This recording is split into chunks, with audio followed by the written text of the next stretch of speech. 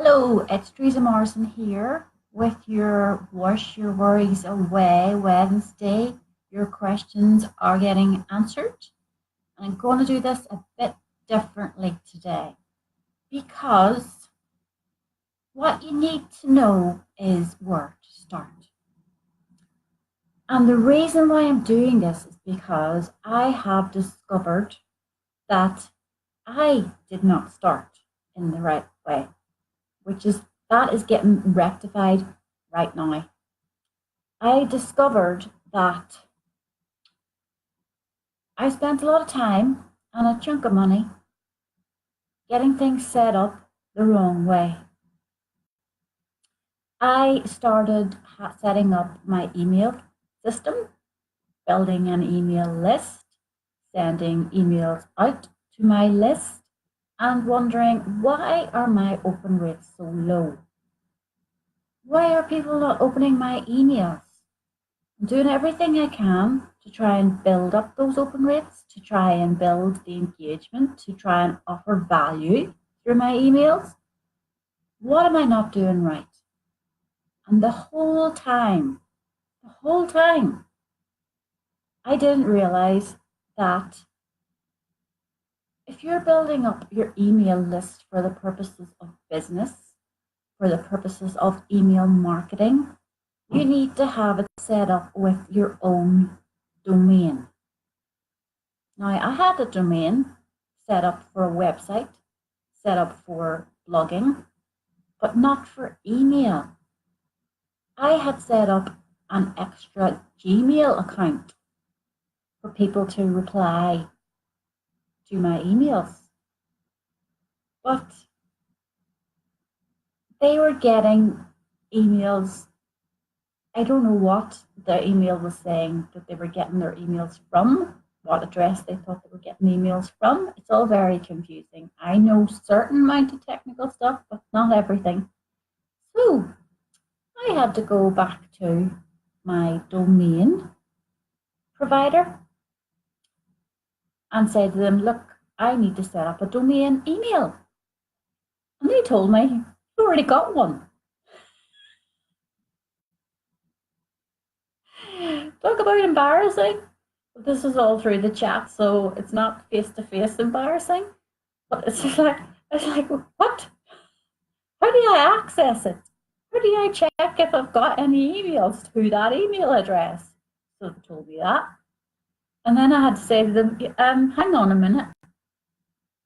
I transferred that domain to another web service because I went with their website.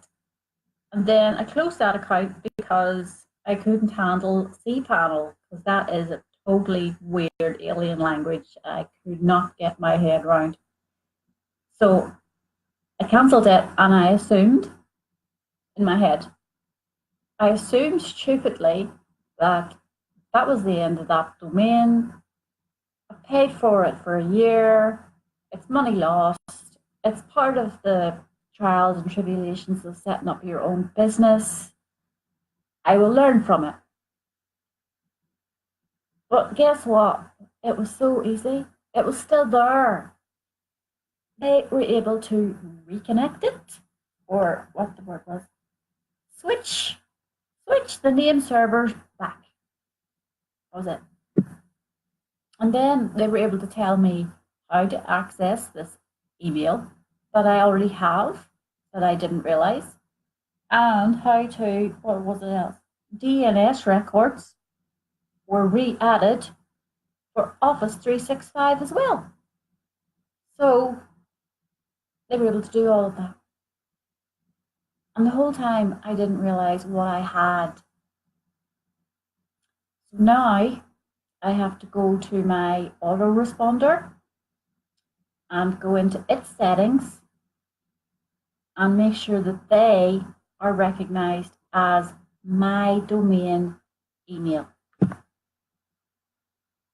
Then I can start fresh with my list.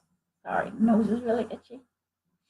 And then I will be able to get more accurate deliverability, and it really should help with that.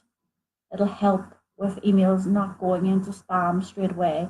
It'll help with the open rates, and then it'll mean that my efforts are actually having an impact.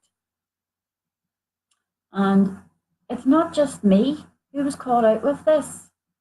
The group that I'm in, the coaching group that I'm in, and we're all being helped from the start to get it set up properly. A lot of us didn't realize that that's a major impact on your email marketing. So yes, Diane, Robin, absolutely. I didn't know I had a problem until I discovered I had a problem. And then, thank goodness, I was able to get it set up properly now. You know, I can get it sorted. It won't be the end of the world. Because I did think, when I was told you need a domain email, I did think, oh, I have to go out and buy another domain, get it set up, more passwords and usernames to remember. Thought, yeah, you do think, I can't, this is just getting too much for my little brain to cope with. But that's sorted. All is not lost. Teresa-Morrison.com does exist. Yay! So I can use it. I can use it as my domain email. And I will. And it'll all get sorted a lot easier. So I hope this has been useful to a lot of you as well. That you do have to think. You do have to check somehow. It's easy for me to say now, but you don't know what questions to ask because you don't know what it is you don't know. One of my mentors used to say that all the time, and I thought, yeah, but sure, you can Google everything and you can just find out, and you can just ask, go into the help screen and the knowledge base and whatever else they call it, where the questions can be answered. But if you don't have a clue what you're looking for, you don't know where to start. So now you do. And I hope it's been really useful for you to know that information and not have a lot of time wasted and then have to restart again. So if you want to know more, you can follow me on Teresa Morrison Coaching. That's my Facebook page. Or you can check me out on Facebook Live and YouTube. I will post this on the YouTube as a video as well, because it will be very useful to people.